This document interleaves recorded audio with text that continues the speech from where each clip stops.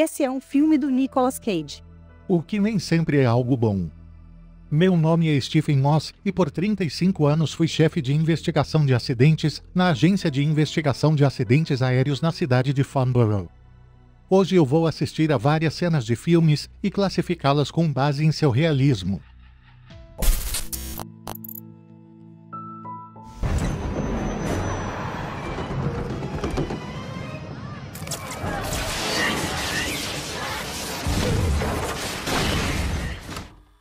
Um dos acidentes mais graves que investiguei nesses 35 anos foi o avião que se incendiou na pista em Manchester em 1985 e depois o atentado de Lockerbie no voo 103 da Pan Am.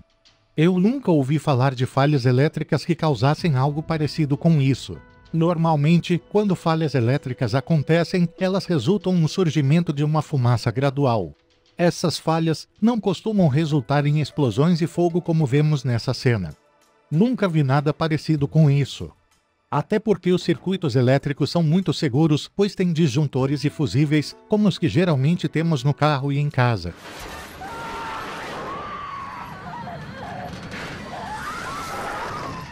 Nessa situação, eles perderiam a consciência muito rapidamente em questão de poucos segundos. De acordo com um patologista, é possível que as pessoas fiquem conscientes durante a queda de uma aeronave. Mas elas estariam tão confusas que não saberiam o que está acontecendo. Então qual a sua classificação para essa cena? Nota 3.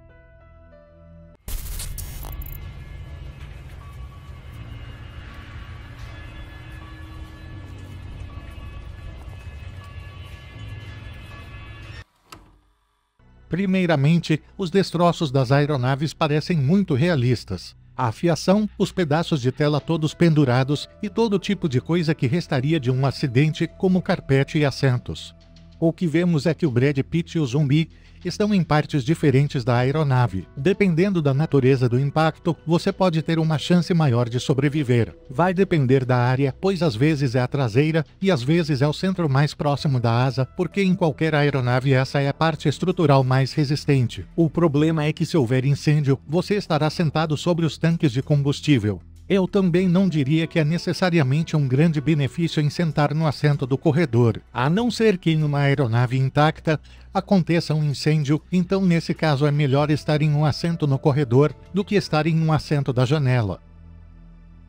Portanto, não creio que as estatísticas confirmem que a capacidade de sobrevivência em um acidente aéreo seja maior para os assentos localizados no corredor do que para os assentos de janela. Eu vou dar nota 8.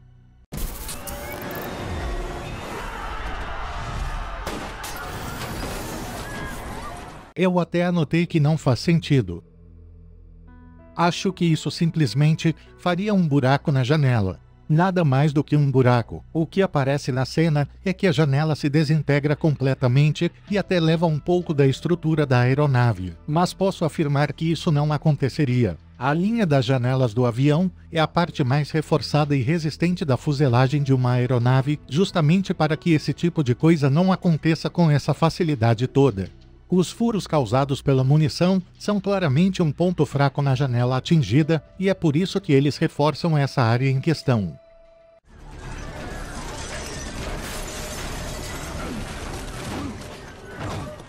Isso pode acontecer.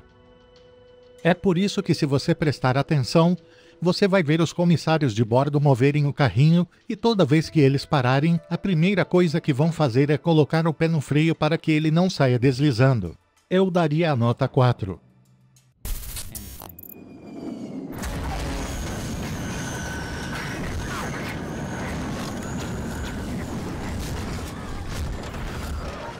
Para mim, não há nada de errado ou impossível de acontecer nessa cena em específico. No meu conhecimento, isso é o que provavelmente aconteceria em uma situação dessas. As máscaras de oxigênio cairiam, pois elas são projetadas justamente para isso em casos de despressurização, que foi exatamente o que aconteceu ali. As pessoas tendem a pensar que isso pode acontecer com um impacto. Talvez com um impacto vertical muito forte, as máscaras possam até vir a cair, mas o objetivo principal é que as máscaras caiam somente se a aeronave despressurizar em determinada altitude. Portanto, tudo isso é uma questão de efeito visual. Quando todas as máscaras caem, chamamos de selva de máscaras. Para minha nota 8.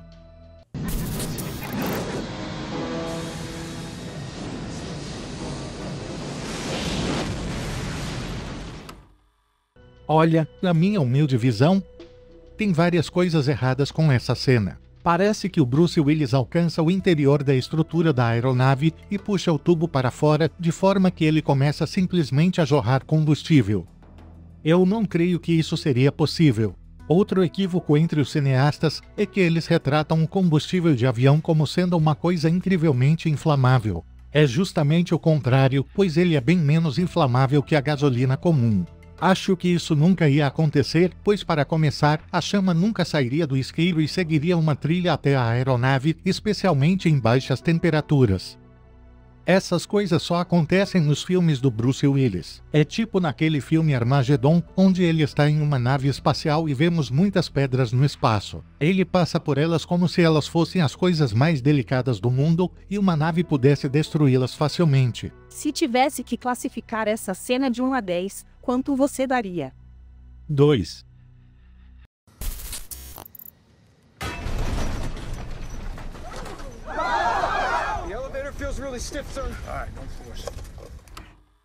Ele se refere ao profundor como se fosse um único objeto, mas não é bem assim. Na verdade, o correto é se referir a eles no plural como profundores. Eles são superfícies móveis na parte de trás da aeronave e são controlados pelo piloto com a intenção de que o avião suba ou desça.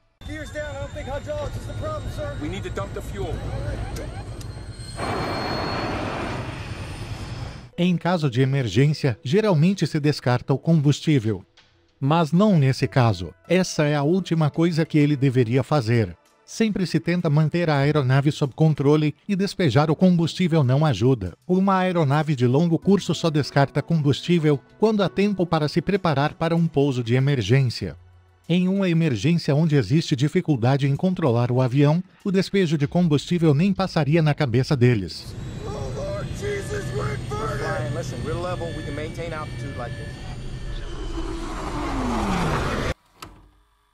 O avião voando de forma invertida é pouco realista, pois não acho que a estrutura de fato suportaria essa manobra sem que algo importante se quebrasse, afinal de contas, ele não foi projetado para voar com força G negativa.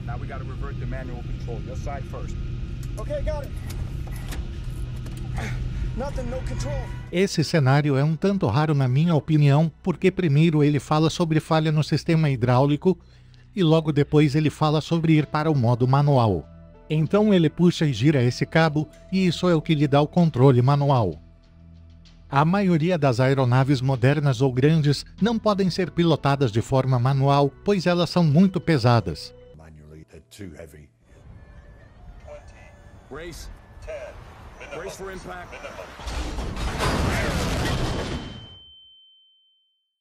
Esse é um fenômeno chamado pouso forçado, que é quando os motores não estão em seu pleno funcionamento. Ele provavelmente pousa com o nariz alto. Deste modo, o piloto do avião aterrissou assim, para que a cabine onde eles estavam ficasse mais afastada do solo e o impacto fosse menor. Neste caso, a cabine só seria comprometida se eles colidissem com um objeto, um edifício ou qualquer coisa dessa natureza. Para essa cena em específico, eu vou dar a nota 5.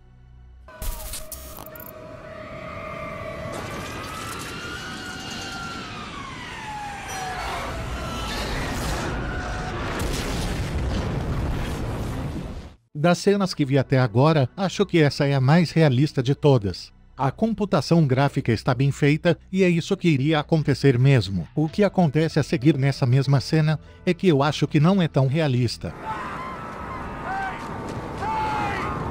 Se olharmos para todos aqueles destroços do avião, veremos que o impacto foi de fato enorme e que isso causou danos irreparáveis à aeronave. Enquanto corre, ele se depara com passageiros como esta pessoa em chamas, mas eu não creio que alguém teria sobrevivido ao impacto. Dá para ver que ainda há um motor perdendo potência. Pode até ser, mas eu acho que o motor ficaria bastante danificado e pararia depois desse impacto. Vou dar nota 8. Birds. Whoa.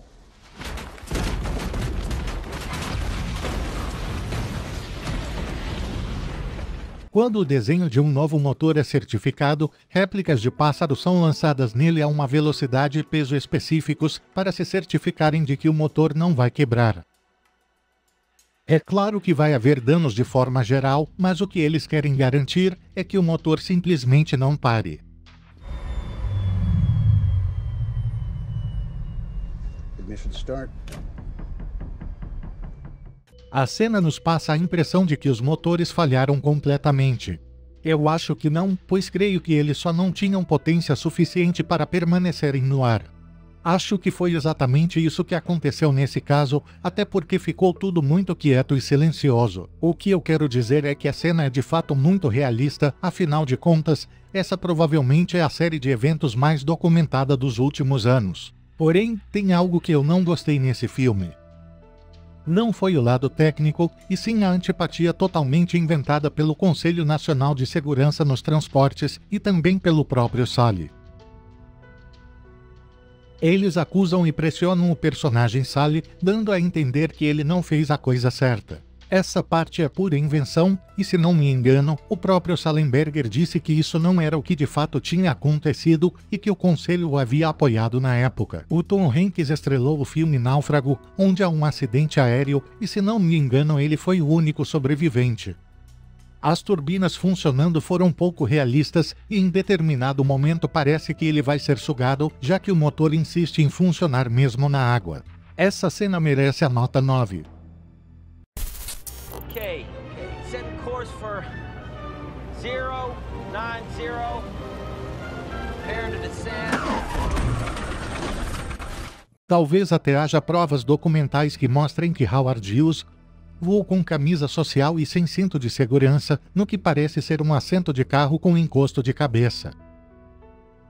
Além disso, o avião parece ser muito confortável. Isso era para ser um caça, um avião militar ou um caça-bombardeiro. Eles são muito complexos, pois vemos pedaços da estrutura, tubos e fios para todo lado. Olha, eu realmente duvido muito que o protótipo de uma aeronave de combate seja tão espaçoso e confortável como esse que vemos na cena com o Leonardo DiCaprio.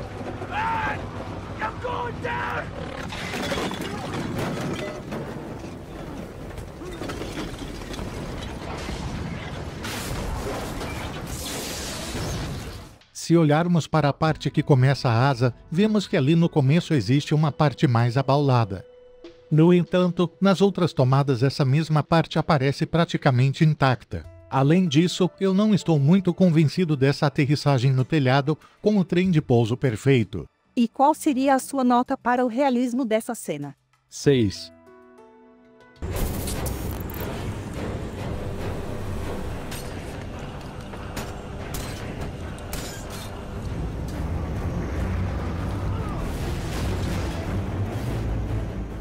Eu queria muito saber o que são estes dispositivos que eles estão fixando na fuselagem. Acho que se tentassem colocar algum peso ou dispositivos, eles cairiam do avião. Não há muita coisa os segurando na fuselagem e eles cairiam. Mas aqui eu estou assumindo que é uma cena real e não computação gráfica. Sendo assim, até daria para fazer uma cena como esta, mas provavelmente a aeronave teria que ter sido reforçada em seu interior por uma anilha ou algo muito resistente, porém imperceptível nas câmeras. Eu ia dar nota 5, mas acho que vou dar um ponto a mais só por causa dessa cena bem ensaiada.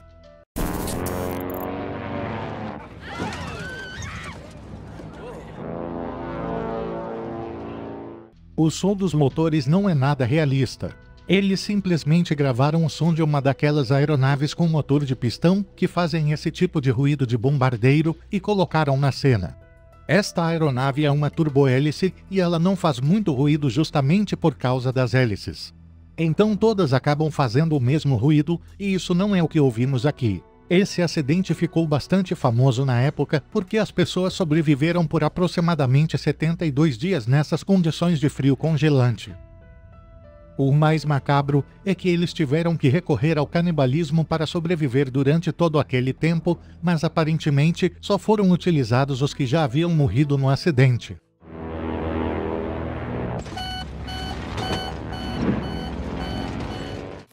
Há uma luz vermelha piscando e dispara o avião subir.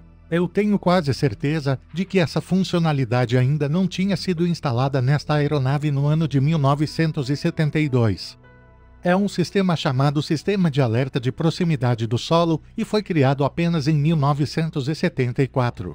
Acho que eles estão confundindo com uma outra coisa que é chamada aviso de stall, porque o piloto está puxando um manípulo para tentar evitar se chocar com as montanhas e é até mais perigoso fazer isso.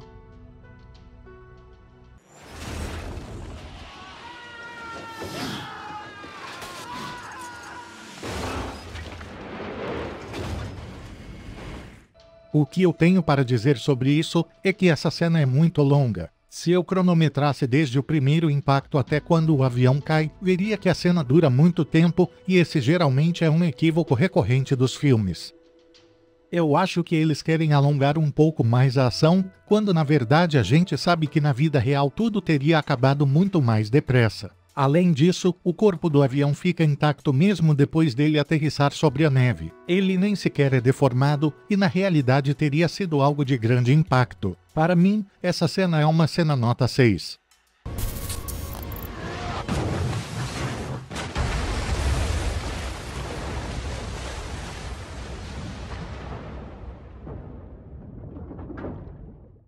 Até escrevi aqui que eu gostei da cena. Um pouso na água é um pouso forçado e a mídia se equivoca quanto a isso. Colocam o pouso forçado na terra como sendo o mesmo do que pousar na água, quando na verdade pousar na água é algo extremamente complexo. Tudo vai depender da aeronave, mas vemos em O Herói do Rio Hudson que é possível executar um pouso na água com um avião comercial mais moderno. Um dos raríssimos casos de um avião moderno que conseguiu tal façanha. Apesar disso, esse não é o pior cenário. Eu sei que o B-24 Liberator era uma aeronave difícil de ser pousada na água, pois costumava quebrar em dois. Os pilotos da época tinham pouquíssimas chances de sobreviverem. Não acho que os artilheiros ficariam na mesma posição se eles soubessem que iriam aterrissar na água dessa maneira. Eles provavelmente sairiam e iriam para o meio do avião. Mas vou dar nota 9. Eu até anotei que não faz sentido.